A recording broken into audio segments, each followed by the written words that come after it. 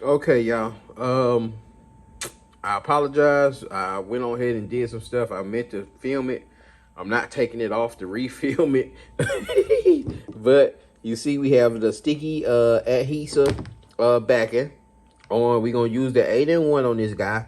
I couldn't find no better. This was the better. This is the best option. I really. This thing is about 8.5. This pocketbook is like 8.5 or purse. I don't know what y'all females call it. Y'all can correct me in the comments. It's about 8.5 inches wide.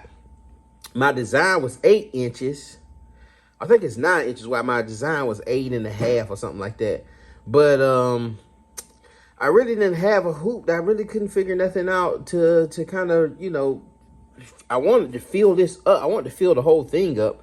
But again, I'm gonna have to use this is for end up being the best option. I had to cut my thing, my design down to 6 inches wide and 3 inches, 3 inches in height. And we gonna see if this thing work on the 8-in-1. We're gonna do it on the 8-in-1. Sticky adhesive should work.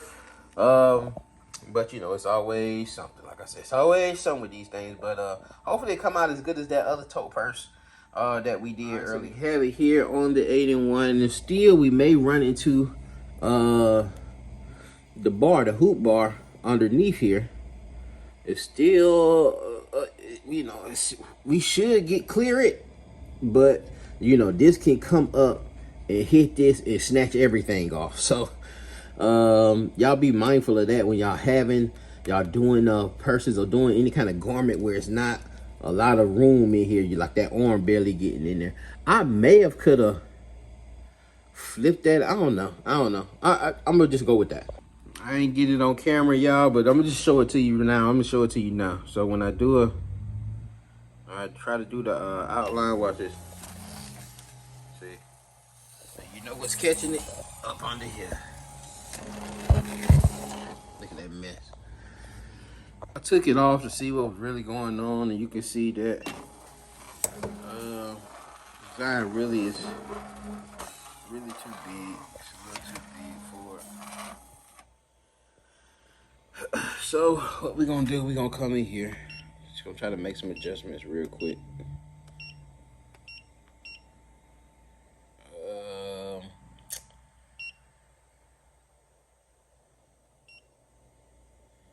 But you know what?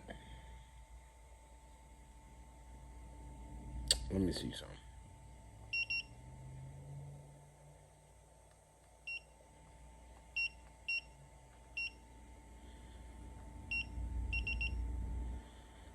Alright, let's do 90. Let's do 90. And y'all too, while I'm doing this, y'all, if you got big mechanic flat fingers like me, use a pencil. Get you a touchscreen pencil. Let's see what this. Okay, so that put us a little closer to the mark. I don't know if you can see that.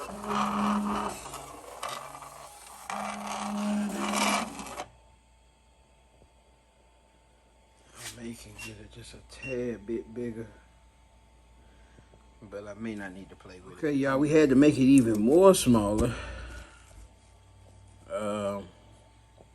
And we still have a slight pull on it. See, we still got a slight pull on it, but I think that's coming from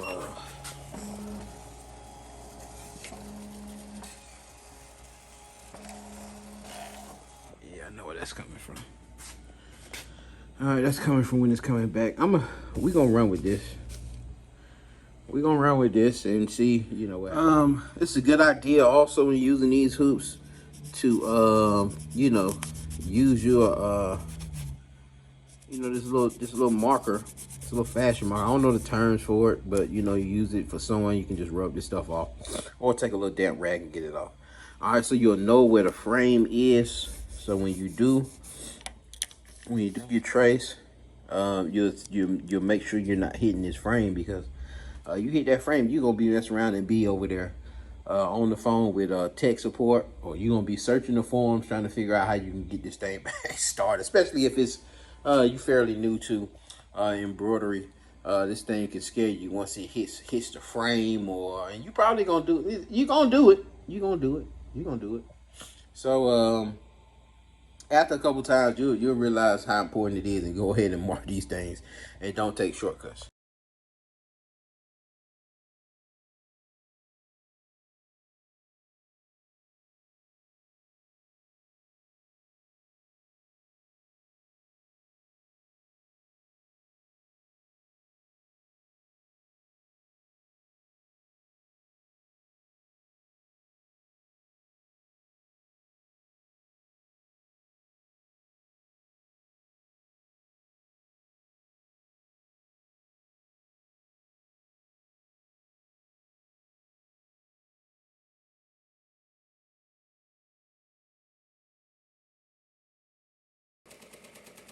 As I'm looking at this thing, y'all should have chose better colors. I should have chose that purple. You can barely see it with this denim.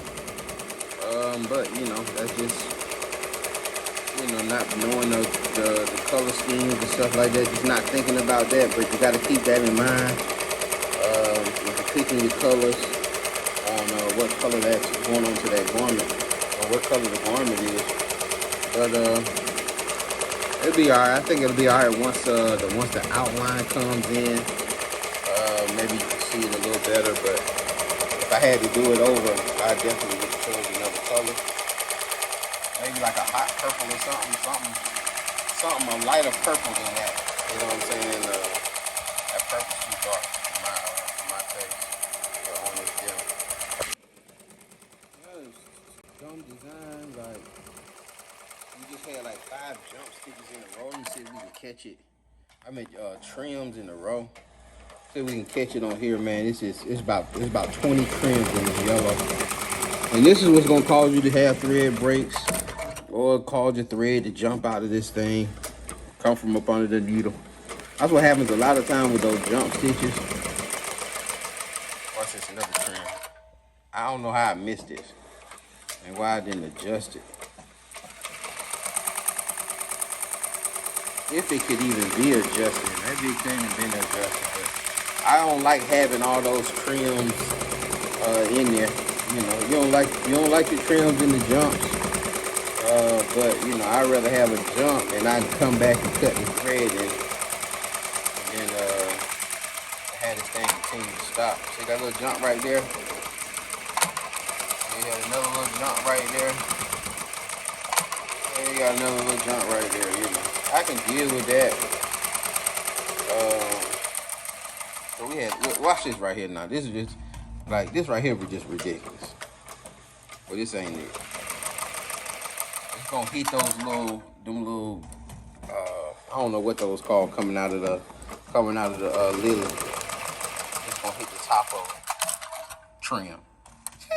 Should have just jumped over there, and I would have cleaned it up. So you just could have had it jump over there, and I could have cleaned it up. When you trim it like that, boom, boom, boom, your thread it's a good chance your thread can come up out of there. Like it's just done. And it's just taking up a lot of time. It would have been already done if it was a jump stitch. So it's just terrible digitizing. If you digitize, you got to watch out for that, man. Look what we got. Let me clean this up. I don't know if that just failed or what that is. But that's what you're going to have to look out for. And you having all those trims and jumps.